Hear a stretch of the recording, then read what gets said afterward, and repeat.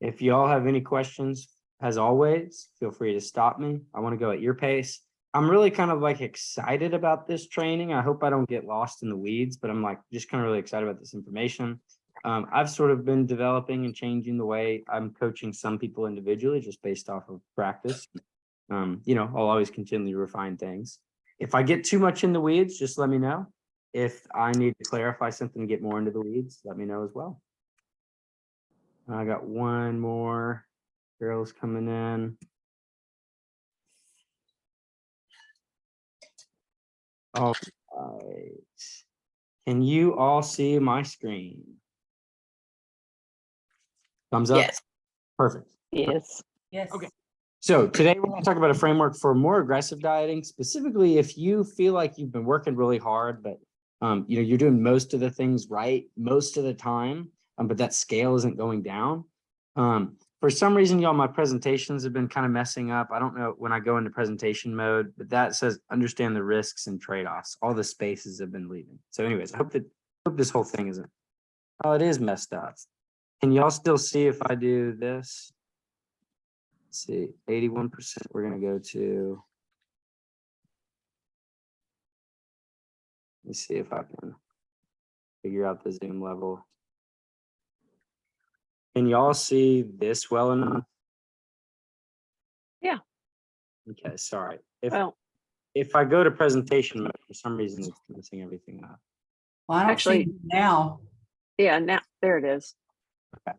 All right. There it's gone. Okay. I'm sorry. I don't know what's happening. You'd think I'd do this every week. You'd think. There it's back. Okay, let's try this one more time in presenter view. No, it's still. Okay. Well, I'll just do it from the Zoom. Showing an error up at the top right. I don't know what you could click on that to fix it, but whatever. Yeah, I might need to, it says it added a new extension. Oh, Yeah, well, we're gonna work regardless. We can get the drift off of what you got up there, so. Yeah, I'll, just trying to make sure, yeah. Okay, here we go. I have to pull it back up now. Okay, so, you're doing most of the things, specifically this presentation is for people that are doing most of the things right, most of the time. The scale's not going down, but you're still doing a lot of the foundation stuff. So you're still exercising regularly, you're still hitting your steps, you're hitting your protein. Okay, what can we do? So I want to do a little bit of a review, and I'll make this slightly bigger. Penny, this is the part that I said would really apply to you. So this is still a review of the big picture things that I think it's so important for people to understand. Dieting is hard. At least, depending on who you look at, who's studying it, at least 85% of people do not lose weight that they want to lose and maintain that weight loss.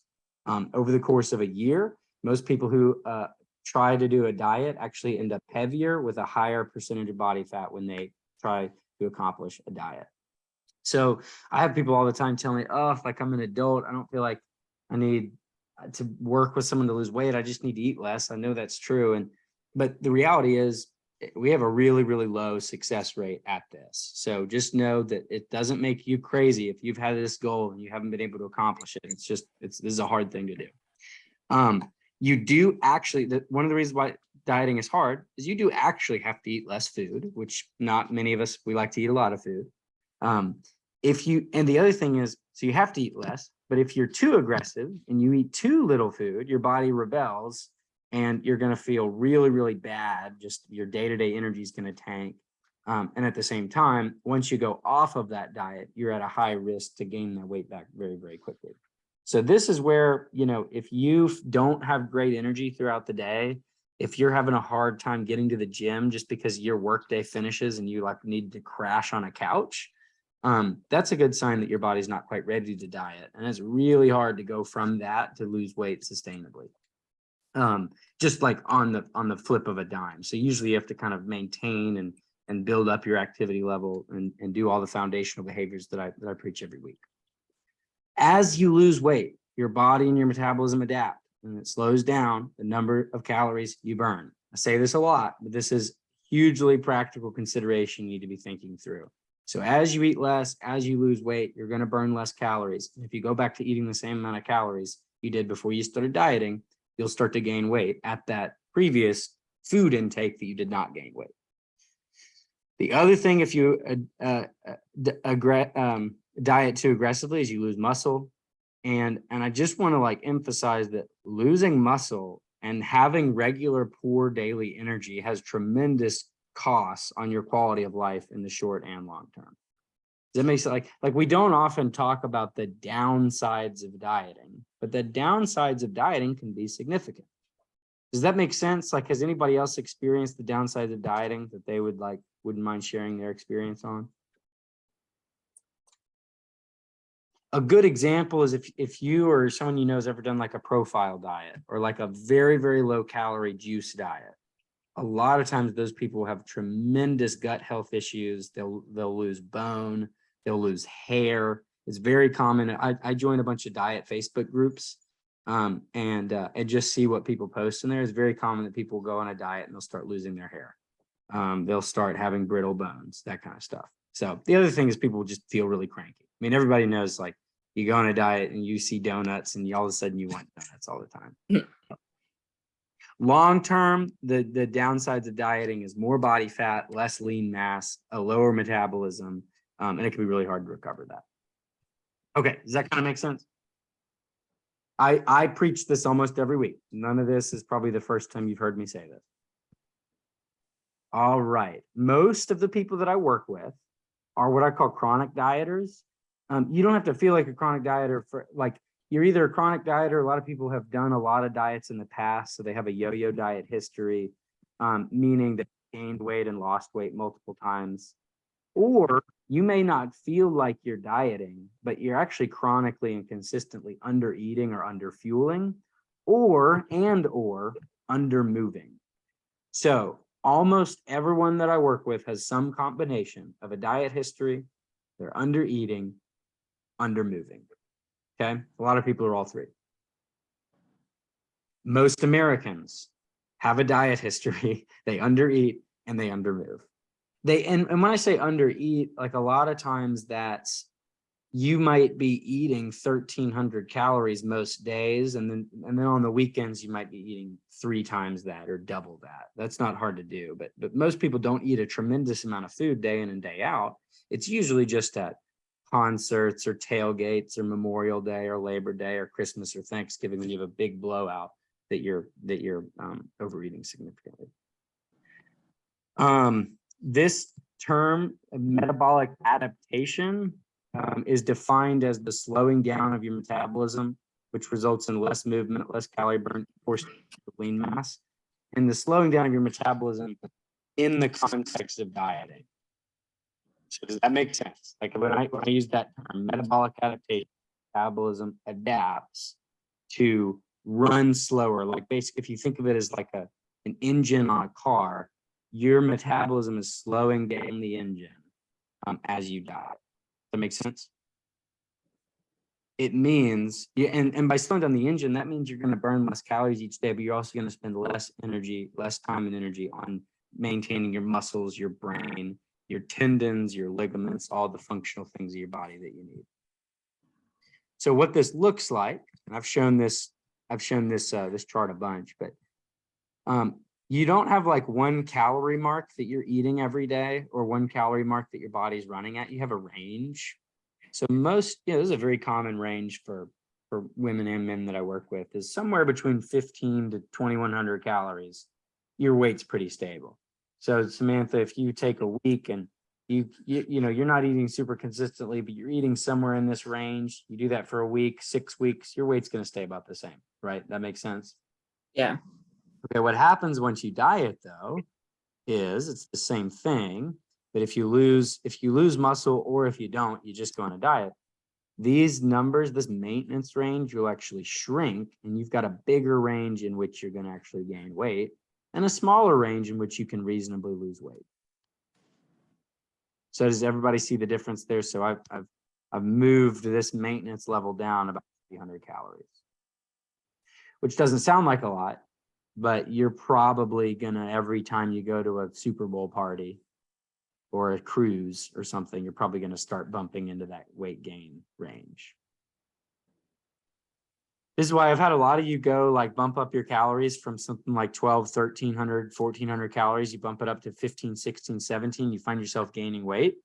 A lot of times that weight gain is not necessarily unhealthy, but what that is actually showing is that you have a very down-regulated metabolism. Most people fall into this category right here, where this is where they should live being very healthy. This is where they live after a lot of dieting or under moving, all that kind of stuff. Okay. Everybody, we're all clear with what that looks like? Yeah. Great. It's probably in the first time you've heard this, but we want to become stewards of our bodies for the long term. Nobody that I work with wants to knock off 15 pounds and gain it all back. They want to knock off 15 pounds and keep it off for the rest of their life. So in order to do that, we want to build a stronger metabolism. We want more muscle. We want stronger bones, a healthier brain. We want to live at a higher activity level. And if you do that, it leads to easier, more successful dieting. So whereas this is your starting baseline, you go on a diet, you slow your metabolism down, it looks like this. If you do it the right way, you can actually do the opposite, and you can actually increase where your body maintains its weight.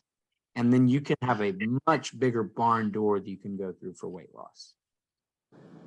Okay. Penny, am I going too fast? Does this make sense? No, it makes sense. Thank you. Awesome. Awesome. Great. So That sure looks good, but how do you get there? yeah. So you're here, like Donna. So can I use like a couple of the specifics with your just Sure. like, okay. So when we first started coaching, you were hanging out at the 1300 calorie mark. You were hanging out somewhere at like 40 to 50 grams of carbs. You were sort of living, and you had lost weight, by the way. So if you go back, 2-3 years, you were here, although heavier than you wanted to be. You lost a good amount of weight, and you got to this point where you were kind of plateaued in the gym. You're still working out. You're still walking. You're still doing a lot of good things for yourself, but you were hanging out at the very bottom of this maintenance.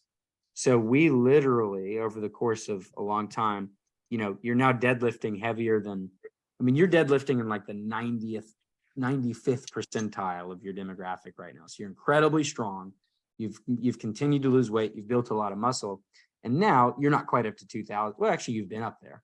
You were able to eat, 18, 19, 2000 calories. You're able to go on vacation and lose weight, so you literally have done this. And Donna, guess what? You're about to start another diet, which is great. I think you started it yesterday. Is that right? Yesterday, 2 days ago? Awesome. That's right. Yeah. So you've done this. And one of the ways you did it was you increased your strength training, you increased your weekly steps, you increased your protein, you increased your overall calories very, very slowly. So instead of having an underdeveloped metabolism, an anemic and adapted metabolism, your metabolism is now like a roaring furnace, which is you have a lot more margin to lose weight within, which is great. But I don't have to go up to 2,500 to gain weight. No. So this is So like a, okay. Yeah. So we'd Okay. move it all down, and you would not lose weight at 1900 calories, For someone like me, I've shifted mine from like 2400 calories to, it was my upper range, to now it's like 3100 calories. So I've upped my caloric, window by about 700 calories. And I've gained about 12 pounds, I think 7 of which is muscle, or 7 or a little bit more. The rest is water and a little bit of fat, just a bit. Okay, so here's the thing. So we've talked through all that. Dieting is hard, but the reality is halfway. We need to lose weight. If you need to knock weight off, you got to eat less enough. Like you need to diet still if you want to lose weight. And so what we don't want to do is just stay, trying to increase your metabolism forever and you never lose weight. So dieting is hard, but don't go halfway. If you're going to diet, let's go ahead and diet and get the weight off. So if the scale isn't trending down, we might have a problem. So I want to spend the rest of this call kind of diagnosing what that problem looks like. If you've tried a diet and the scale hasn't knocked down the way you've anticipated or the way you've wanted it, I'm going to introduce kind of a protocol at the end that I've done with a couple of clients that has found success that I'd like to kind of open up to everyone to pick if they want to do it. Okay. So if the scale isn't trending down, we have a problem. So here's the first step where I want you to evaluate your problem. And sorry, let me just clarify. If you want to get healthy, that doesn't always mean weight loss forever. So what I should mean when I say this is, if I've told you, hey, we need to diet now and it's time to lose weight, and you do what you're told or you do what you think you need to be doing, and the scale isn't trending down. So I've got a lot of clients who don't really need to be losing weight right now. They need to be, doing something else. So y'all understand the distinction that I'm making there? If you've got the green light on a diet, you should be losing weight. If you're not, here's what we need to evaluate. The first thing is, are you continuing to train 3 times a week at least? Most people probably bump up to about a 4-time training cycle. Are you sufficiently and consistently hitting your protein intake? If you're doing these 2 things, great. Why do you think these are underlined? Why are these the first 2 things on this list, and why are they underlined? I would say they're the most important. Why specifically? Like, why would I say they're maybe the most important? I can't remember, but I know that they're the most important. Those 2 behaviors are the most important for what? For what specific thing? Lean muscle. Yeah, your lean mass.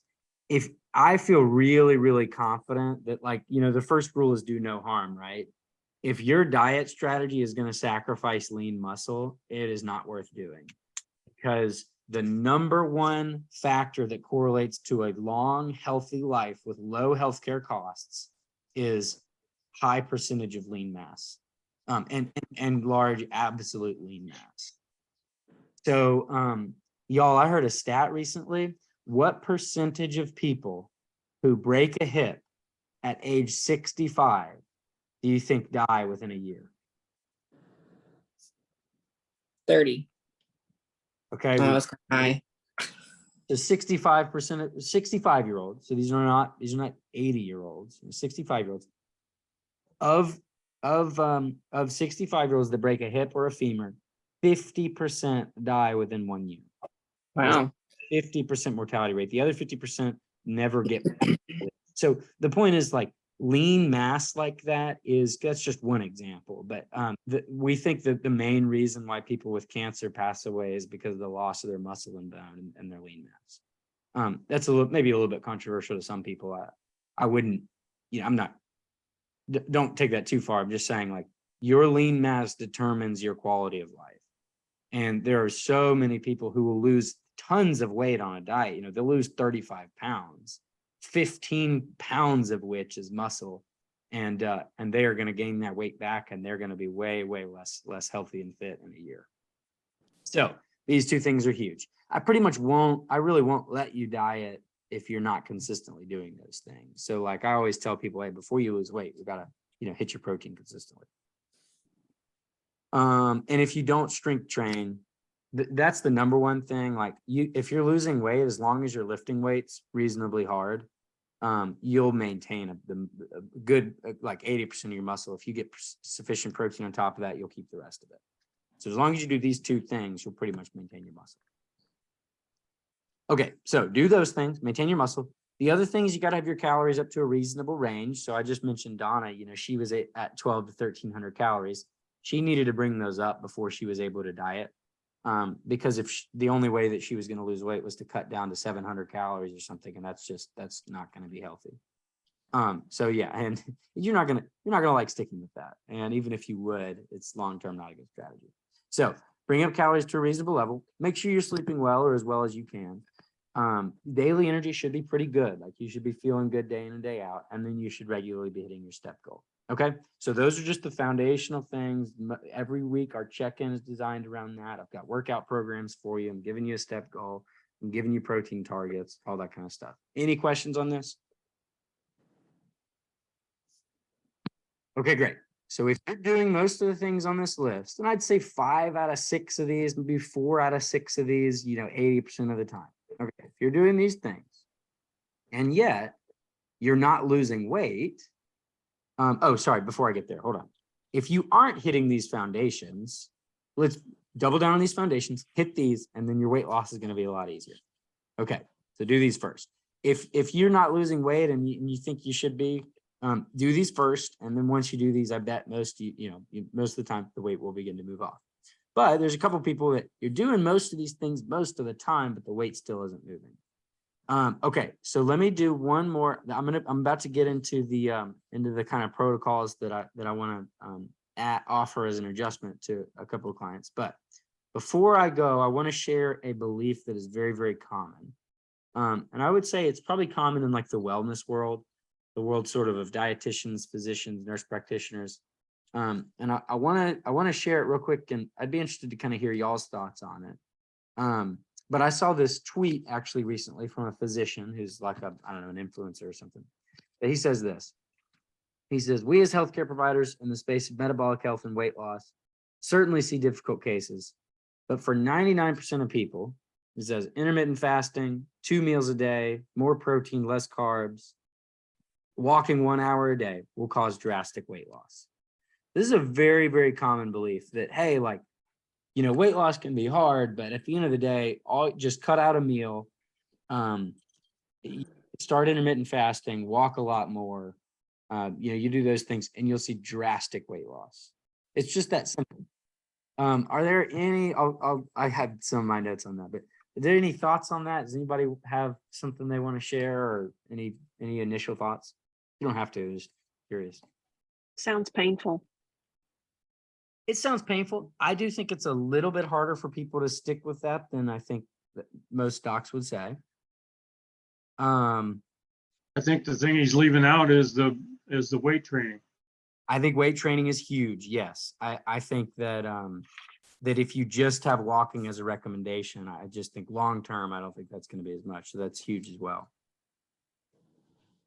I guess my question is if you're fasting and doing weight training, don't you need the food? Fasting and weight training, do those really go together? Great question. Okay, so good question. I think they can, but I don't think it's going to be that for 99% of people that you can do it kind of without. So I think, here's the thing. I'll have clients fast. I have historically had clients fast. I still have clients fast. I don't do it as frequently as I would, or as I used to have. But here's what I'm presenting. One of the recommendations that I'm going to suggest at the end is that a couple people do like a modified intermittent fast. Here's my thing. You need to watch it, because if you just go right into this and all of a sudden your performance in the gym tanks, which for a lot of people it will, that's going to come with a cost. You are going to slow down your metabolism. You're going to lose lean mass. You're going to lose all that kind of stuff. So that's something that I want you watching. And you know what, Nikki? There's a lot of people that actually can weight train and fast. I know people that do 1 meal a day and they weight train really hard and they get super cut. A lot of those people are young men. I don't know many women over the age of 40 doing that, but maybe there are. And so I think, I think there are a lot of people who do benefit from intermittent fasting, 2 primary meals a day, more protein, less carbs, less seed oils, walking 1. Those are all good things. I think 99% is an exaggeration. And the biggest reason why I say that is I could count 80 women that I've worked with in the last year who do this, or 2 years, I'd say, the last 2 years, who do this and don't lose a dang pound. So women in particular, they all the time you'll put a woman on an intermittent fast and maybe she'll lose 2-3 pounds, but like very, very rarely do they just peel off weight. A lot of men that, they could peel off weight, when they start something like that. So I think it's very common that a doctor could see someone in an office and say, hey, do this. And they'll report back in a couple months and they've lost 20-25 pounds. But what you don't see is the next follow-up comes in a year or in 6 months. And people that will just do this with no exit plan and with no more kind of sophistication, individual, adaptation, a lot of times, maybe they lost 25 pounds in 2 months or 3 months. They'll gain back that weight in a month and a half. They'll gain it back generally in twice the time that they lost it. So here's what I'm here's what I've done historically. I'll come back to this slide. I'd love to hear more of y'all's thoughts. Carol, this can be painful for some people. I actually think one of the benefits for this, and what I'm going to get to in some of my recommendations here, is this actually, a lot of people can adhere to this. It's a little bit simpler. For example, having to track 2 meals a day is a little bit simpler than having to track 3, especially if you have a good format and formula for those 2 meals, it can be a little bit easier. So I think one of the advantages of this is it actually can be, especially for my folks who work really, really hard and who are training and who are walking, I think this could be like, oh, that's easier to adhere to.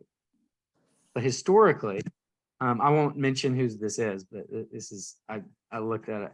This is a check-in I got this week. Historically, the way I have my clients diet is, so I do the foundations first. So this client was a lot like what we said with Donna. They started at 1,300 calories, brought their calories up to 1,900. The starting weight of this individual is 143. The heaviest they got to is 149. Does that make sense? I'm going fast, but y'all see how I did this? So they increased their, you can't see this on the graph. This is before this graph. This graph is just the diet phase. So before this graph, their calories were down here. They came all the way up. Their weight came up a little bit as well, but they gained a lot of muscle. They started strength training. They started walking more. They started feeling better, less headaches, all that kind of stuff. Now, what you see here is the first diet prescription to the last diet prescription. And so what you can see is I cut calories something like 30%, rather than if you give this recommendation to people, a lot of times they're going to cut calories by 50% or even more sometimes. So we cut calories by 25 to 30%. 30% is actually a little bit more than I usually would do. I think this was actually 25%. Cut calories by 25%, increase movement just a little bit, and you can see the weight just slowly comes down. What this is going to lead to is very, very minimal, if any, lean mass loss. So this client's not going to have lost any muscle. It's not going to be that drastic of a change to what they do every day in and day out. We're just doing a little bit smaller portion sizes. We just decrease this person's fat by a little bit. Able to eat, some ice cream, have some alcohol, just a very, very subtle pulling down of those calories, slight bump up of the movement. What are these peaks here? You'll see these where calories jump up. Red is calories, blue is weight. You'll see on the left, that's calories, 1,700, 1,400. Weight 160 down to 130. So what are these peaks, these red peaks?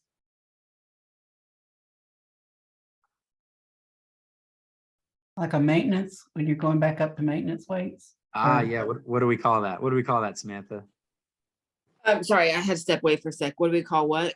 Okay, so Samantha, this is the graph of a client's diet. So, Right. And then you were cut calories yep. like in the middle there. So calories come down here and then they shoot back up. What do we? What do we Oh, call? yo-yo. No, this isn't the weight. First, The calories. Oh, I don't know what you call that. It was a diet break. Oh, I thought that was the span of like a week. Oh, so this is that I should have said it. Each one of these points is a week. So this is 1, 2, 3, 4, Oh, 7, 8, 9, 10, 11, 12, 13, 14. okay. Yeah, I couldn't understand the difference in the time frame and all that. Yeah. Sorry about that.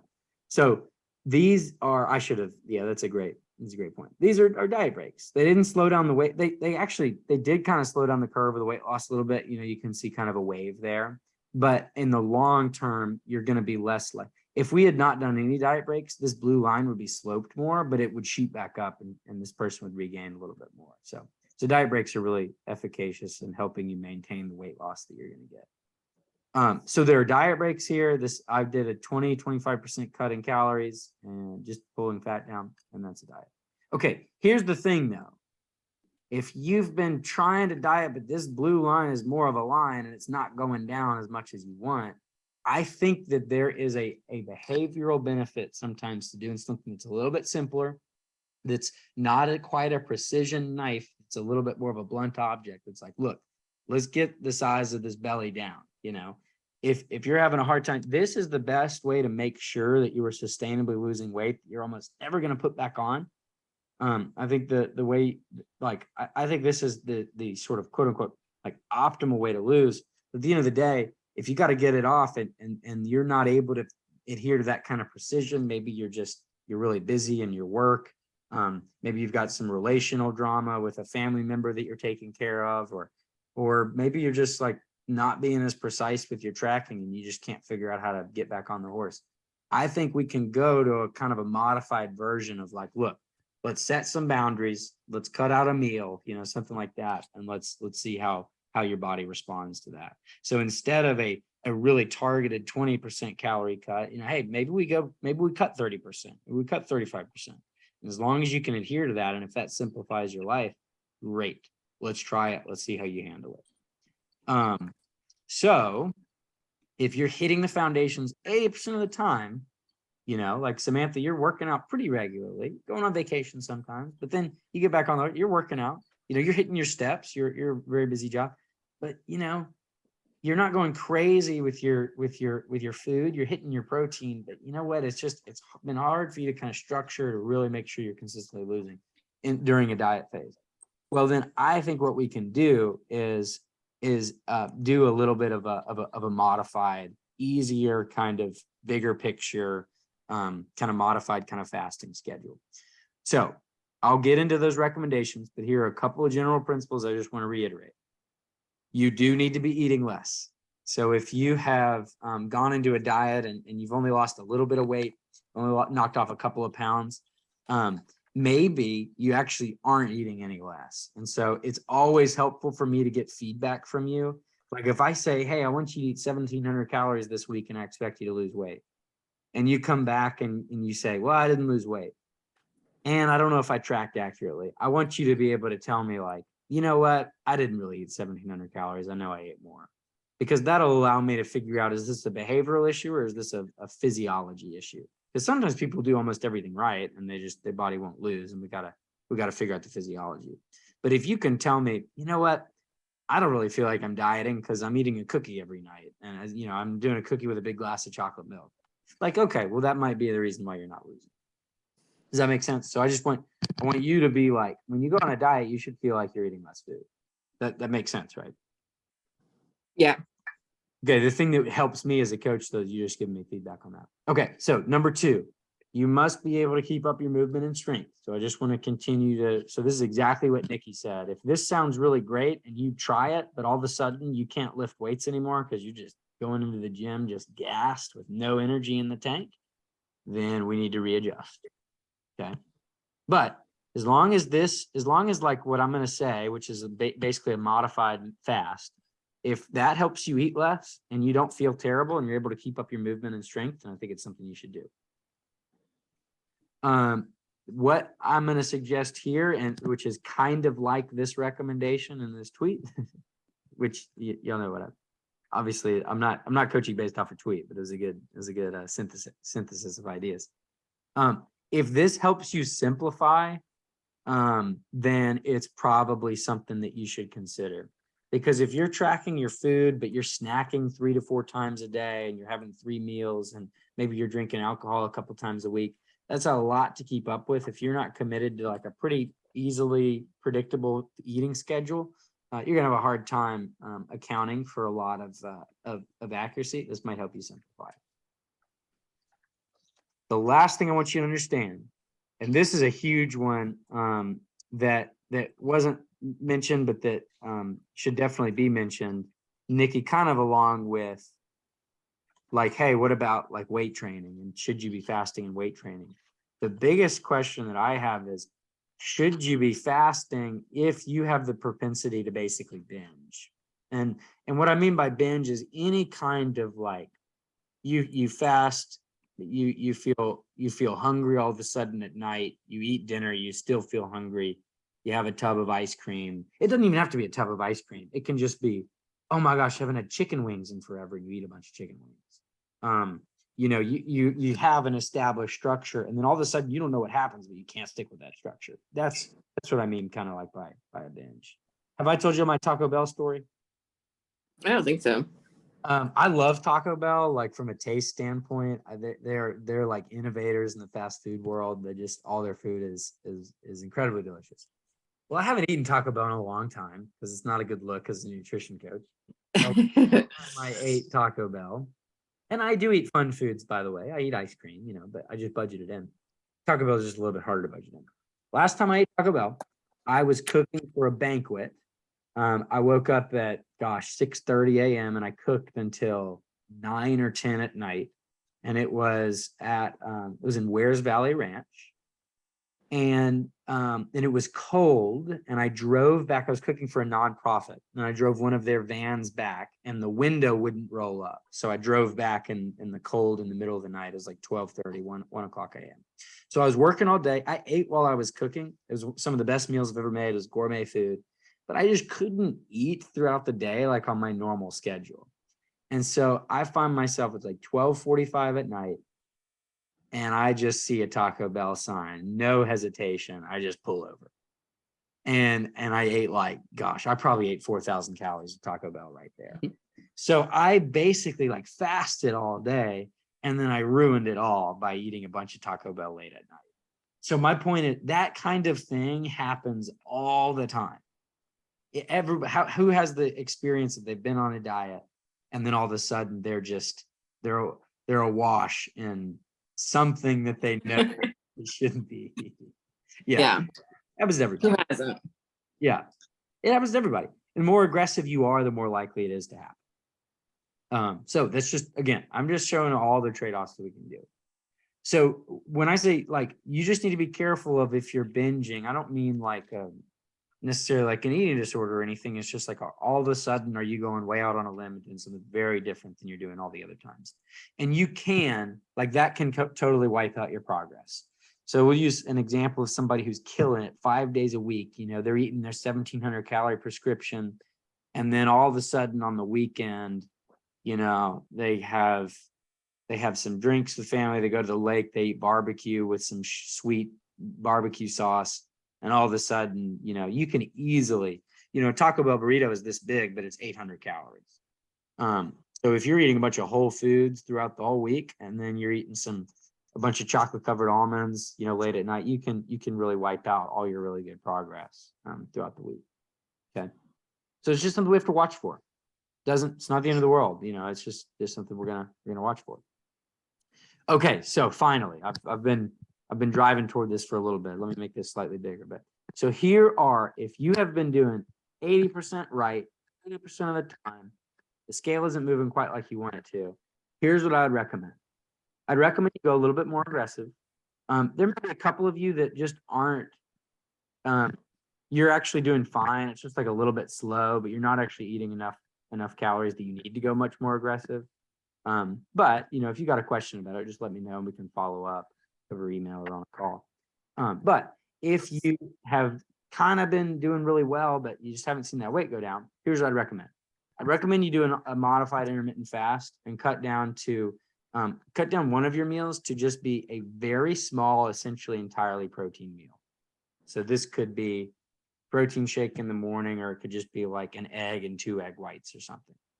So you're essentially just taking out all your carbs and fats for that meal.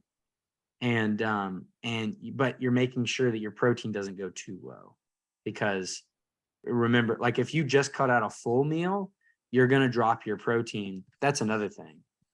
This recommendation to do intermittent fasting, only eat 2 meals and increase your protein. Most people actually aren't going to be able to do that. Most people are just going to decrease everything. Most clients, without very close coaching, if they go down to 2 meals a day and you tell them to decrease their carbs, they're also going to decrease their protein.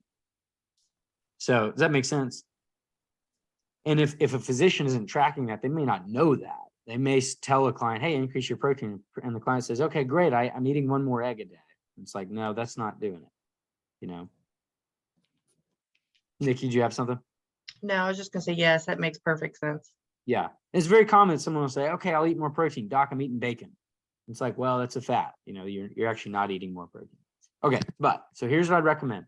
I would do a modified intermittent fast. One of that meal is essentially protein.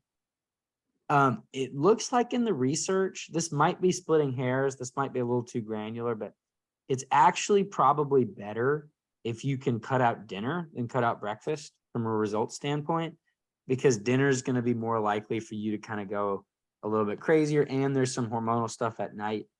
But that's probably not worth it for most people from a social standpoint. But if it is okay, like if you're like, oh, that actually works well with my schedule, then it's okay for you to cut out dinner. Because so does that make sense? So like in most people when they intermittent fast, they cut out breakfast. You can do that. You actually probably might get a little bit more benefit if you cut out dinner. But if that's going to be a social hindrance, just cut out breakfast. Make sense? Yes. Okay. I would, if you could even actually just start with this.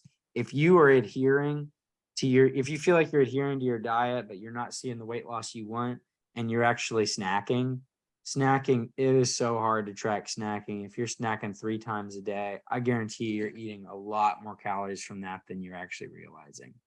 So honestly, the first thing, but I'm very hesitant. Y'all know this. I'm very hesitant to say, well, just stop snacking or just cut out anything, So this is a hard behavioral one. I don't have a problem with snacking as long as you account for it and as long as you like, but if you just sort of lazily snack and you're regularly doing that and you don't have any boundaries on it, it can easily become an issue. But it's not the snacking in and of itself. It's that you're just eating a lot more food than you realize. Does that make sense? Mhm. I'm okay if you snack. I actually have a lot of you who I want to snack. I snack every night. I snack late at night. It doesn't hinder my goals, but I know how much I'm snacking. If you don't know how much you're snacking on, I'd either tell you, look, buckle down and track all of it, or just don't do it.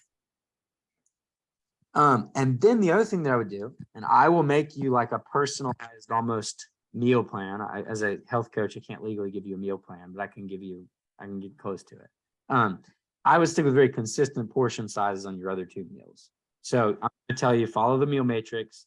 And what I have in my head is I eat between 170 grams of lean protein and 200. So do like 170 to 200 grams. That's for me. Samantha, you don't need that to go that big. That's a lot of protein, but for me, it's fine. So I hit that number on my scale every time I eat, and I don't have to think about it. I just know like, hey, there's my chicken, done. I don't have to think about how much I'm going to eat. As long as I'm within that range, it's perfect. And then my rice portion is like 250 grams. So like every night my wife's like, how much rice do you want? Like, yeah, 250 grams. Potatoes are a little bit less calorically dense. So potatoes, it's like 300 to 350 grams. There's a lot of potatoes. Anyways, so let's figure out like, what are your basic benchmarks for those 2 meals?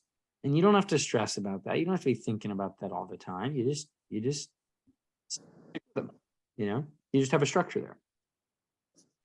Okay. So you are probably cutting out 1 meal. You're probably cutting out or very much limiting snacking. So you can say, okay, I'm going to do 1 snack a day and it's going to be 120 calories. Okay, great. The other thing I want you to do, you're going to have consistent portion sizes on your 2 meals, and then you should diet break. So if you're going to do that fast, if you're going to cut out all your snacking, you should diet break just like this was demonstrated here, where you have a little bit more freedom to snack and you have a little bit more freedom to go back to breakfast. If you do some like fasting, some more aggressive dieting, and then you do diet breaks, you're probably going to be fine. But you just really get to put like, hey, I'm just going to eat 2 meals today and I'm going to have my protein shake in the morning. And my diet's really easy. And then on the other weeks, you can have a max calorie target. Hey, you can eat your 3 meals, you can have a little bit more snack. And then guess what? You're going to be great. And if that allows you to really adhere to doing a modified fast, cutting out snacking, doing consistent portion sizes, and really kind of cracking down on those few things during your diet, I think it could work really, really well for most of you. I would do a diet break every 2 to 3 weeks. And then as long as you're able to maintain walking and strength training, you're going to be great. It's going to be awesome. Last thing, the objective reality of these things still matters. So there's not necessarily anything magical about fasting. Your calories and your daily energy output still matters the most in terms of your overall weight loss. But this may be a really easy thing for you to adhere to. And if this is really easy to adhere to, then that's great. I love it. Do it. You still need that adequate protein. Weight loss still shouldn't be incredibly fast. Just doing diet breaks will put that at an appropriate speed. And if you do this and you really adhere to this and you don't lose weight at all, then that's probably a physiological problem and your body's really not ready. But for most people, I'll tell you if this is you, but for most people, like, especially at least that I've kind of communicated this with, most people, like, if you're ready for this and you do it, you will lose. If you do this and you don't lose, then it's probably because you're eating 1,200 calories in the first place. And I've already told you about that. So I've already told you, you're probably not quite ready. Okay. So here's the action item. I don't know why this page went blank, but here's the action item. If you're dieting, or if you've tried to diet, or if that weight, that scale hasn't gone down quite like you've wanted it to, you feel like you're doing most of the things most of the time, this is the protocol that I would recommend to you. And you just let me know and I'll help you come up with your benchmarks for what's your lean protein, what's your carbohydrate, what's your like rough fat portion. So what I mean by that is my plate, when I build my plate, I have 175 grams of salmon and 250 grams of rice. And then I put a vegetable on it. And I never have to wonder about like how much I'm going to eat. And I just do that really consistently and it works really easy for me. So I'll help you figure out what those benchmarks are. I just need to know that like, hey, I'm all in on this. And then, let's go ahead and start if you're ready. If you're intermittent fasting in the morning, you're also working out in the morning. It's just something I want you to watch. That might be hard to do, but if you can do it, that's great. That might be someone who could switch to doing their fast in the evening, something like that. But this as a basic protocol, I do think would be great. And I'm assuming, I say in here, remember walking, I'm assuming you're still hitting your step goal, that kind of stuff. So like Nikki, for you, I think it's okay for us to go more aggressive.